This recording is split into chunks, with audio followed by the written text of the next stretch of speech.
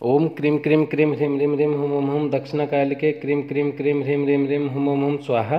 माँ दक्षिणकालिके नमः। प्रसन्न वरदो भव, प्रसन्न वरदो भव, प्रसन्न वरदो भव। जय सिद्ध साधक परिवार। जैसे आपने देखे होंगे, हम अपने इस चैनल पे बहुत सारे गुप्त और दुर्लभ साधनाएं देते हैं। साथ ही साथ हम आशा भी करते हैं कि आप इन साधनाओं का लाभ उठा रहे होंगे। और आप इस चैनल में हमने और भी और बहुत सारे ज्ञानवर्धक बातें, जानने योग्य बातों पर संक्षिप्त और दृढ़ चर्चाएं भी किए हैं। तो चर्चाओं के कड़ी में आज हम आपको बताएंगे गुरु के विषय में। आपके जो गुरुदेव होते हैं उनका एक छोटा सा आदेश का भी क्या महत्व होता है। तो इस संदर्भ में आपको गुरु आदेश के संदर्भ में मैं आपको एक छोटा सा बात बताऊंगा। आप ध्यान से सुनिएगा, आपको पूरा सुनिएगा, आपको समझ में आ जाएगा कि आपके गुरुदेव जो हैं उनका आदेश का भी क्या महत्व है। एक बार एक शिष्य था समर्थ गुरु रामदास जी को, जो भिक्षा लेने के लिए गांव में गया और घर घर भिक्षा मांगा करने लगा। समर्थ गुरु की जय भिक्षांग देही, समर्थ गुरु की जय भिक्षांग देही। एक घर के भीतर से जोर से दरवाज़ा खुला और एक बड़ी बड़ी दाढ़ी वाला तांत्रिक बाहर निकला और चिल्लाते हुए बोला, मेरे दरवाजे पर आके किसी दूसरे का गुणगान करता है, कौन है ये समर्थ। शिष्य ने गर्व से कहा, मेरे गुरु समर्थ रामदास जी, जो सर्व समर्थ हैं। तांत्रिक ने सुना तो क्रोध में आकर बोला कि इतना दुस्साहस कि मेरे दरवाजे पर आकर किसी और का गुणगान करे, तो देखता हूँ कितना सामर्थ्य है तेरे गुरु में। तांत्रिक, और मेरा श्राप है कि तू कल का उगता सूरज नहीं देख पाएगा, अर्थात तेरी मृत्यु हो जाएगा आज रात ही रात। शिष्य ने सुना तो देखता ही रह गया और आसपास के भी गांव वाले कहने लगे कि इस तांत्रिक का दिया हुआ श्राप कभी भी व्यर्थ नहीं जाता। बेचारा शिष्य युवा अवस्था में ही अपनी जान गंवा बैठा। शिष्य उदास चेहरा लिए वापस आश्रम की ओर चल दिया और सोचते सोचते जा रहा था कि आज मेरा ही अंतिम दिन है, लगता है मेरा समय खत्म हो गया है। आश्रम में जैसे ही पहुंचा, गुरु सामर्थ रामदास जी ने हंसते हुए बोले, ले आया भिक्षा। बेचारा शिष्य अब क्या बोले। गुरुदेव फिर हंसते हुए बोले कि भिक्षा ले आया। तो शिष्य बोलता है, जी गुरुदेव, भिक्षा में अपनी मौत ले आया हूँ। और सारी घटना सुना दी अपने गुरुदेव को और एक कोने में चुपचाप बैठ गया। तो उसको गुरुदेव बोलते हैं, अच्छा चल भोजन कर ले। शिष्य बोलता है, गुरुदेव आप भोजन की बात कर रहे हैं और यहाँ मेरे प्राण सूख रहा है, भोजन तो दूर एक दाना भी मुंह में ना जा पाएगा। फिर गुरुदेव बोलते हैं, अब पूरा सुनिएगा, इसका मतलब बहुत सारे महत्व है इस बात का। फिर गुरुदेव बोलते हैं, अभी तो पूरी रात बाकी है तेरे पास, तो अभी से ही चिंता क्यों कर रहा है, चल ठीक है जैसी तुम्हारी इच्छा। और यह कहकर गुरुदेव भोजन करने चले गए। फिर सोने की बारी आई, तब गुरुदेव शिष्य को बुलाकर आदेश किया, हमारा चरण दबा दो। शिष्य बेचारा मायूस होकर बोला, जी गुरुदेव, जो कुछ क्षण बचे हैं जीवन के, वे क्षण आपके सेवा करके ही प्राण त्याग करूं, यही अच्छा होगा। और फिर गुरुदेव के चरण दबाने का सेवा शुरू कर दिया। गुरुदेव बोलते हैं, चाहे जो भी हो जाए, चरण छोड़कर कहीं मत जाना।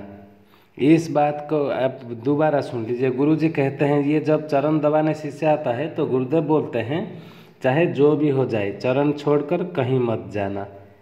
शिष्य बोलता है, जी गुरुदेव, कहीं नहीं जाऊंगा, पाँव दबाता ही रहूँगा। फिर गुरुदेव ने अपने शब्दों को 3 बार दोहराया कि चरण मत छोड़ना, चाहे जो हो जाए, चाहे जो हो जाए। ये कहकर गुरुदेव सो गए और शिष्य पूरी भावना से चरण दबाने लगा। रात्रि का पहला पहर बीतने को था कि अब तांत्रिक अपने श्राप को पूरा करने के लिए एक देवी को भेजा, जो धन से, सोने चांदी से, हीरे मोती से भरी थाली हाथ में लिए थी। तो शिष्य चरण तो दबा रहा था, तभी दरवाजे पर वो देवी प्रकट हुई और कहने लगी कि इधर आओ और ये थाली ले लो। शिष्य भी बोला, जो मुझे लेने में कोई परेशानी नहीं है, लेकिन क्षमा करें, मैं वहाँ पर आकर नहीं ले सकता, मेरे गुरु आदेश है, अगर आपको देना ही है तो यहाँ आकर रख दीजिए। तो वो देवी कहने लगी, नहीं नहीं, तुम्हें यहाँ आना होगा, देखो कितना सारा माल है। तो शिष्य बोलता है, नहीं, अगर देना है तो यही आकर रख दो। फिर क्या होता है, तांत्रिक ने अपना पहला पासा असफल देख दूसरा पासा फेंका। रात्रि का दूसरा पहर बीतने को था कि तब तांत्रिक ने भेजा। शिष्य समर्थ गुरु के चरण दबाने की सेवा कर ही रहा था, तब रात्रि का दूसरा पहर बीता और तांत्रिक ने इस बार एक उस शिष्य की माँ के रूप बनाकर एक नारी को भेज दिया। शिष्य तभी भी गुरु के चरण दबा रहा था, तभी दरवाजे पर आवाज़ आई, बेटा तुम कैसा हो। शिष्य ने अपनी माँ को देखा तो सोचने लगा, अच्छा हुआ जो माँ के दर्शन हो गए, मरते वक्त माँ से भी मिल ले।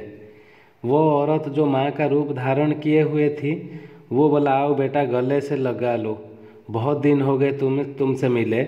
तो शिष्य बोलता है, क्षमा करना माँ, मैं वहाँ नहीं आ सकता क्योंकि अभी गुरु चरण सेवा में हूँ, तो मुझे अभी आपसे गले लगना है, इसीलिए आप यही आकर बैठ जाओ, मेरे पास बैठ जाओ गुरु चरण में। फिर उस औरत ने देखा कि चाल काम नहीं कर रहा है तो वापस चली गई। रात्रि का तीसरा पहर बीता और इस बार तांत्रिक ने यमदूत रूप वाला राक्षस भेजा। राक्षस पहुंचकर उस शिष्य से बोला कि चल तुझे लेने आया हूँ, तेरी मृत्यु आ गई है, उठ और चल। फिर भी शिष्य झल्ला कर बोला, काल हो या महाकाल हो मैं नहीं जाने वाला, अगर मेरी मृत्यु आई है तो यहीं आकर मेरा प्राण ले लो, लेकिन मैं गुरु चरण के सेवा में हूँ और गुरुदेव ने मुझे आदेश दिया है, चाहे कुछ भी हो जाए चरण छोड़ के कहीं मत जाना, तो मैं गुरु के चरण नहीं छोड़ूंगा। फिर राक्षस भी उसका दृढ़ निश्चय देखकर वापस चला गया। तो उसके बाद क्या होता है, सुबह हो गया, चिड़िया अपने घोंसले से निकलकर चिचियाने लगी, सूरज भी उदय हो गया और फिर गुरुदेव जी नींद से उठे और शिष्य से पूछा, यार सुबह हो गई क्या।